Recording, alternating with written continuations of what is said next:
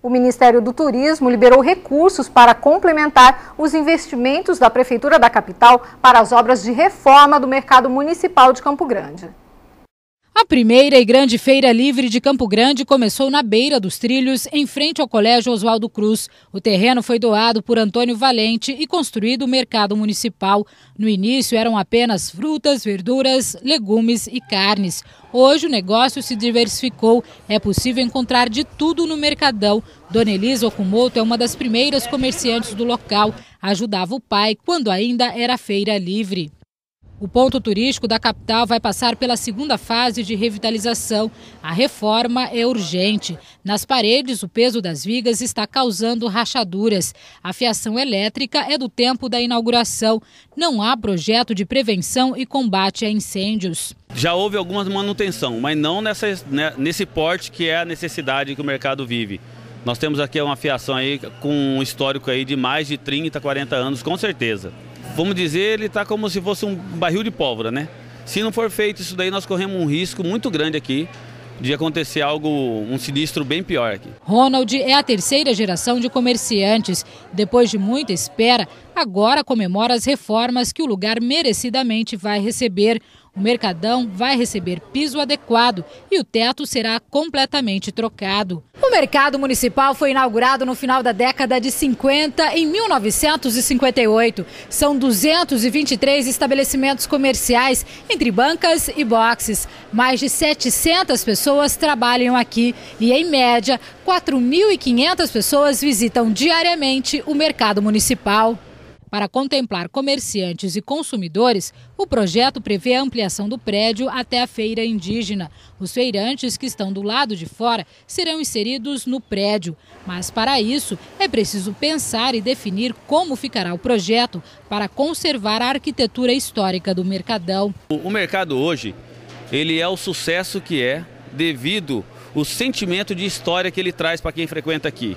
E nós temos que preservar isso e trazer uma harmonia da evolução e manter a história também. Prefeito Nelson Trade Filho trouxe de Brasília a resposta da liberação de verba para a reforma do mercadão. Foram liberados R$500 mil para as obras estruturais. Nós vamos agilizar os projetos para poder ter a liberação da Caixa para fazer essa etapa também. Para melhorar a estrutura, a acessibilidade, para dar mais conforto para quem vai no mercadão.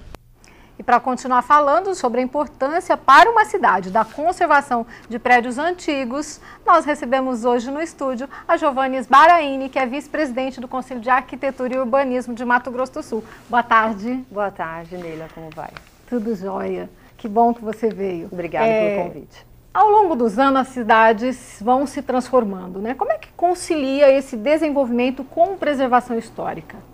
Bom, em primeiro lugar, a valorização histórica das cidades, ela é traduzida na arquitetura, que a arquitetura ela faz esse trabalho de registrar um momento da sociedade na qual se vive, né?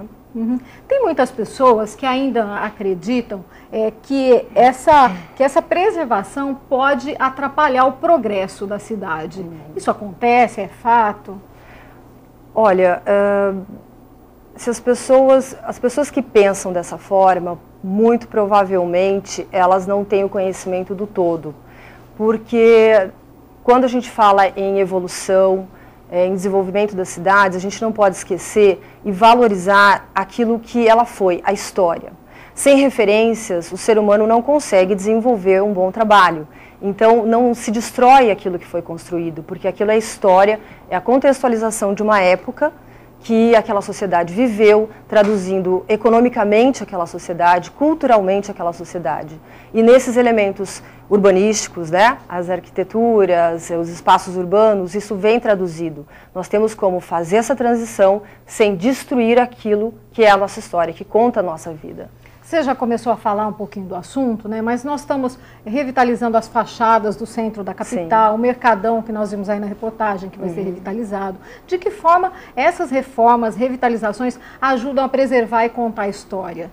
Que detalhes a gente pode continuar mantendo? Sim, uma atitude muito benéfica para toda a população de Campo Grande, para o Estado. Todas as cidades mas falando especificamente de Campo Grande, o centro de Campo Grande, que traduz a nossa sociedade daquela época, como vivíamos os nossos pais, avós. Eu não sou daqui, mas há muitos anos moro e sou apaixonada por Campo Grande, é a minha cidade do coração, enfim. A gente consegue entender, saber aonde a gente está, se a gente consegue fazer a leitura através disso. E especificamente sobre as fachadas, há sim que se revitalizar e se recuperar, porque através disso, dos detalhes arquitetônicos, de como elas foram elaboradas, para que elas foram construídas, a gente entende o comércio, o uso daqueles espaços, se era comércio, se era residencial, não importa o que era